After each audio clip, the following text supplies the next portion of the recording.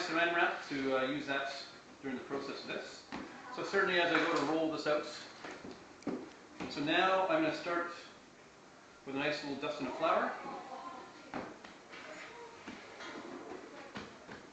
So in step number 4, I say that we need approximately about 11 by 6 size-wise. But since this is not quite a 9-inch square, I'm going to allow this to show me what my size needs to be. So what I need to have on this, I need to have about 1/2 inch on 3 sides. And when this folds over, it'll go right in the center. So you see on the little diagram I have at the very bottom, we're looking for, again, 1/2 inch on the 3 sides. So that's why if, again, I say 9-inch square, I'm sure if we did the math on this, it would turn out to be the same area. So we're going to allow our butter block to be their size. And again, right now this is almost perfect temperature, so it'll be nice, easy for me to handle this and move it back and forth. Go from corner to corner. I find that actually really helps. For one, it's going to help keep a rectangular shape. As I'm rolling this, I'm going to steel, kind of tug a bit from the corners, just to reinforce that shape. So now I've rolled this 5 times, 6 times. I'm going to put this piece down here. Look at that. Almost 1/2 inch on 3 sides. I'm almost there. So you don't actually have to roll it too big. And certainly when you go to roll this out, just a little bit of flour. You don't have to cover the entire table with flour.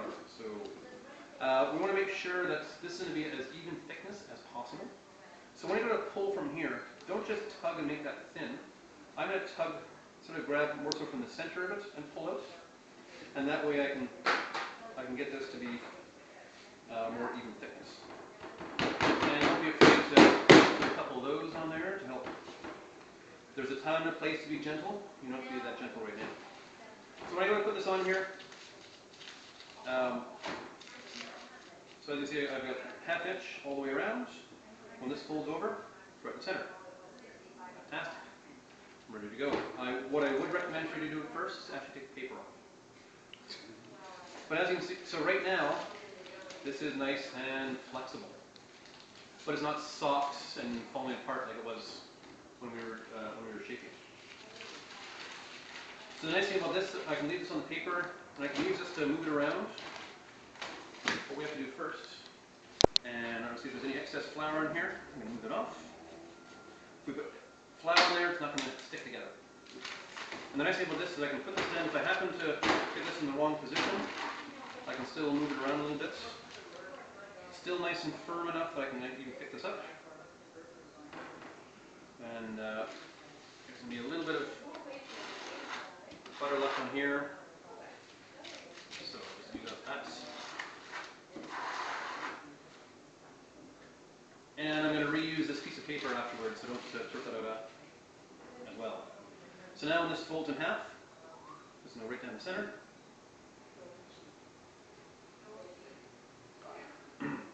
Again, really important that we only have 1/2 inch on there. If the dough is too big, imagine if it's like that, we've got a whole bunch of dough that has no butter underneath. So I'm going to have that in half. I've got a little bit of flour on this.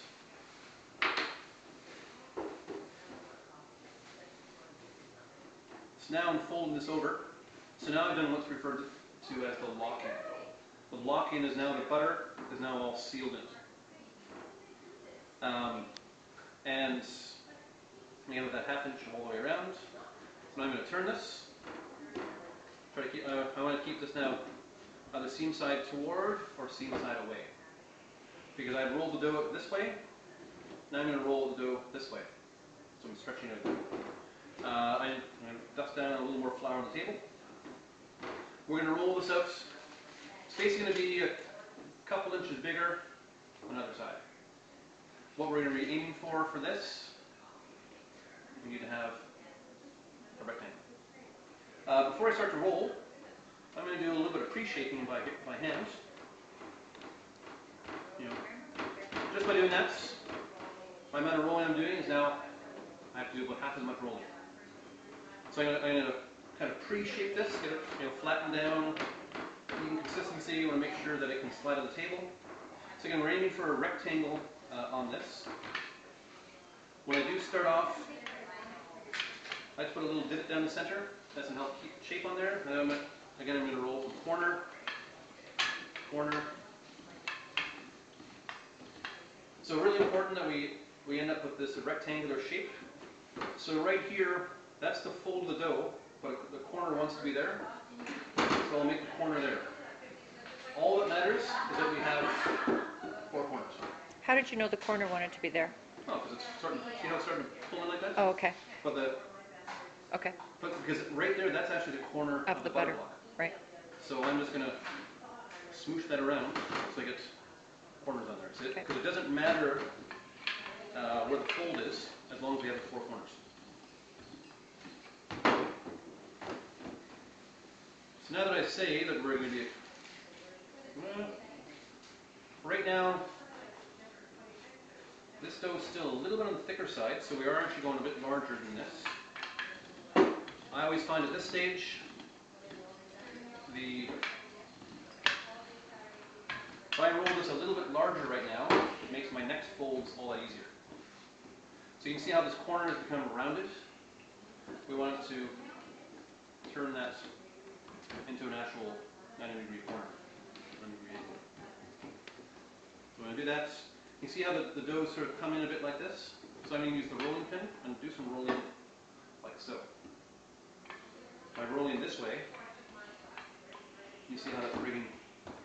So most times when we need to roll this out, we want to exaggerate the shape that we need. So for example, I want to have this into a corner.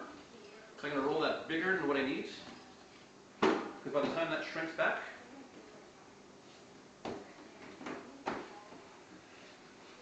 so now, what's really important about right here is that I can